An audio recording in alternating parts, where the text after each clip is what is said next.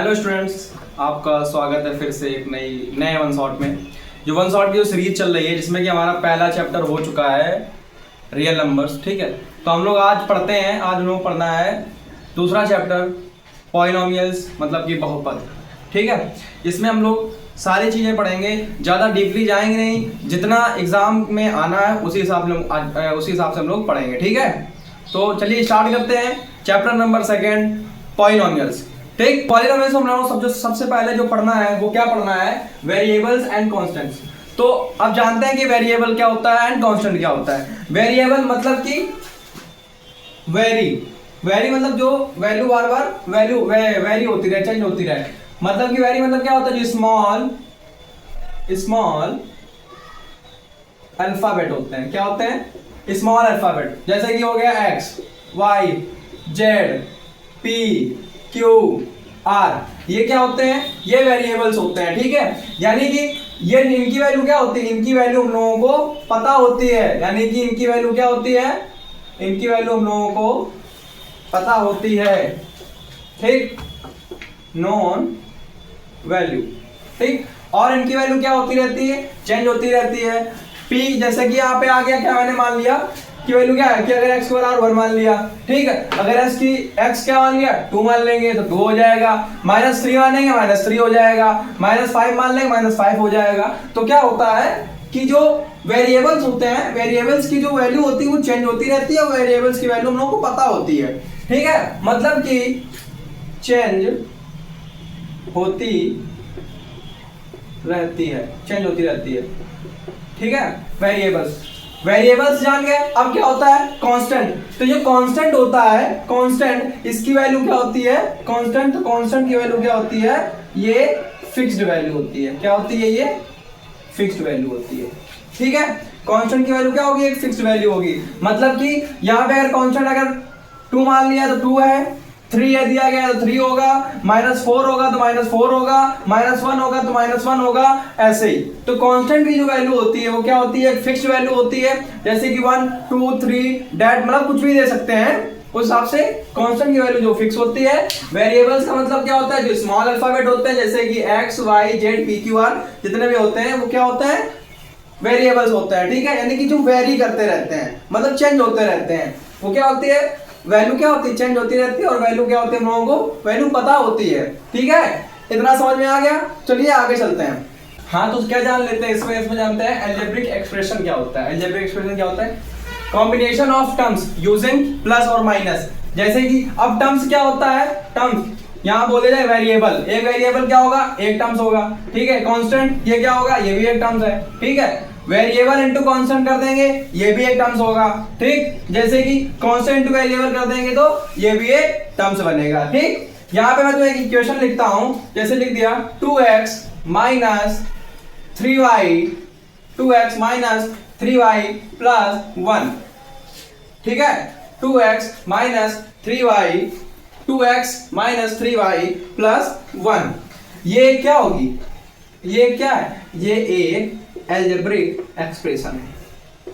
ये क्या है? ये एक अलजेब्रिक एक्सप्रेशन है। इतना समझ में आ गया? ये एक अलजेब्रिक एक्सप्रेशन है। अगर बोला क्या हो? वेरिएबल हो, वेरिएबल, ठीक, कांस्टेंट है कि नहीं है? ये कांस्टेंट है, ये वेरिएबल है। अब क्या होता है कि हम लोगों को जानना है कि जैसे वेरिएबल, ये चलो है वेरिएबल, जो इसके चिपका हुआ है ये क्या है? ये जो चिपका हुआ है ये क्या है? इसको हम लोग बोल देते हैं क्या? ये होती है न्यूमेरिकल वैल्यू। ये क्या होती है? न्यूमेरिकल वैल्यू होती है।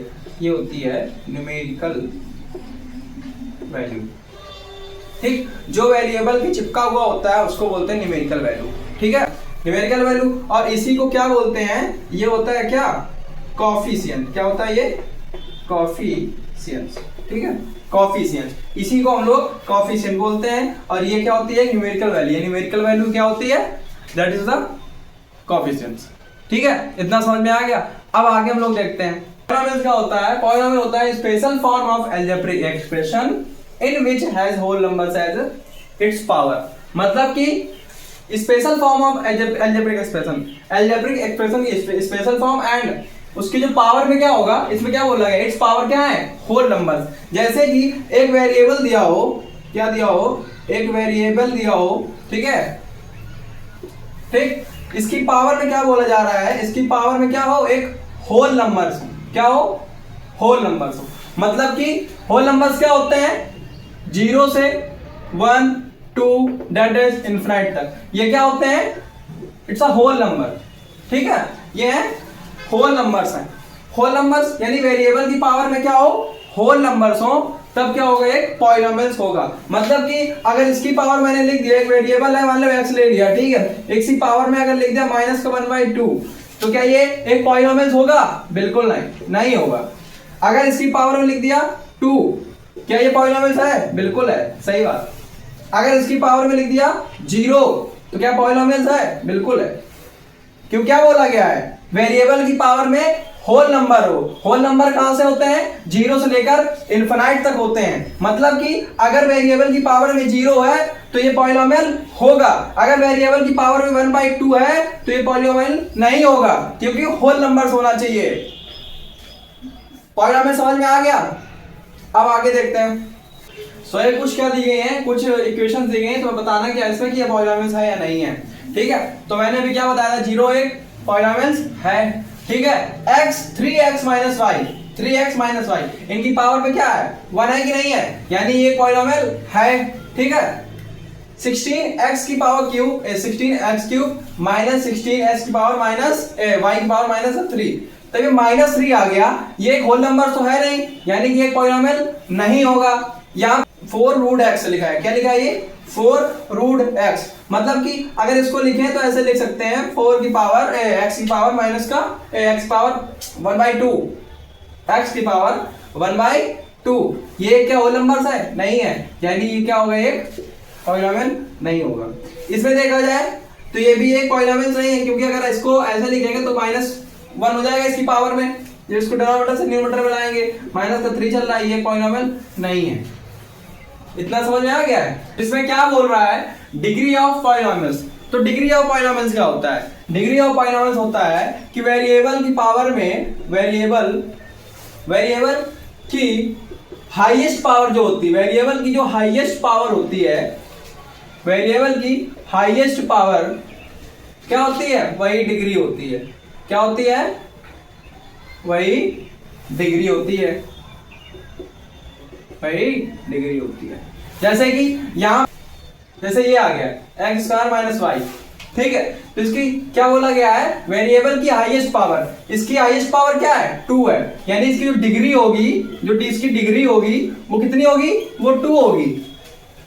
डिग्री ऑफ पॉलिनोमियल क्या होता है, डिग्री ऑफ पॉलिनोमियल होता है वेरिएबल की हाईएस्ट पावर, वेरिएबल की हाईएस्ट पावर डिग्री होती है। वेरिएबल की जो हाईएस्ट पावर होती है वो क्या होती है, वही डिग्री होती है। ठीक है, हाँ, तो क्या बोला, पॉलिनोमियल बेसिक ऑफ डिग्री। ठीक है, जो पॉलिनोमियल की बेसिक डिग्री होती है वो कहां तक होती है, क्या होता है, डिग्री के 1 होती है, फिर क्या होता है, 2 हो सकता है और 3 हो सकता है, मेन यही है 1 2 3। ठीक है, तो जो 1 डिग्री होती है, जैसे कि इक्वेशन लिखी है ax प्लस का b, तो इसका नाम क्या होता है, ये होती है लीनियर पॉलिनोमियल, लीनियर पॉलिनोमियल। ठीक है, जिसकी डिग्री 1 होगी वो लीनियर पॉलिनोमियल होगी, जिस इक्वेशन में डिग्री 2 होगी, जैसे ये लिखा है ax² प्लस का bx plus ax² plus bx plus का c।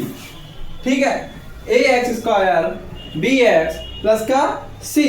ठीक, तो ये क्या होता है, ये क्या होगा, ये क्वाड्रेटिक पॉलिनोमियल होगा। ये क्या होता है, क्वाड्रेटिक पॉलिनोमियल।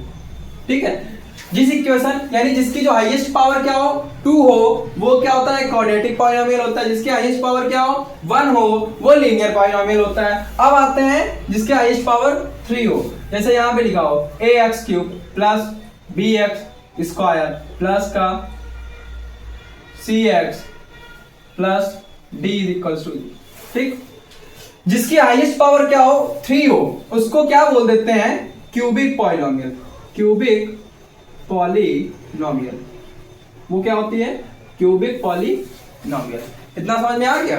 ठीक है, तो अब फिर से एक बार समझ लेते हैं पॉलिनोमियल डिग्री ऑफ बेसिक। जो हाईएस्ट पावर होती है वो क्या होती है, जो बेसिक डिग्रियां होती हैं। ठीक है ना, जो पॉलिनोमियल पर बेसिक डिग्रियां होती हैं वो क्या है, 1 होती है, 2 होती है और 3 होती है। इसमें कि अगर किसी इक्वेशन की पावर हाईएस्ट पावर क्या हो 1 हो, जैसे कि इक्वेशन ऐसे लिखी हो ax प्लस का b, तो क्या होगा वो एक लीनियर पॉलिनोमियल होता है। जैसे इस तरह से लिखा हो कोई इक्वेशन इस तरह से दी गई हो ax स्क्वायर प्लस का bx plus c equals to 0, यानी कि वो क्या होगा क्वाड्रेटिक पॉलिनोमियल होगा। मेन हम लोगों को यही है, आगे भी ये चैप्टर तो आगे भी पढ़ना है, ठीक है ना, 11 12 में भी चलता रहता है। उसके बाद में आते हैं डिग्री, यानी जिसकी हाईएस्ट पावर क्या हो 3 हो, ठीक। जैसे कि लिखा हो ax क्यूब प्लस का bx स्क्वायर प्लस का cx plus d is equals to 0, यानी कि उसको क्या बोलेंगे, वो एक क्यूबिक पॉलिनोमियल होता है।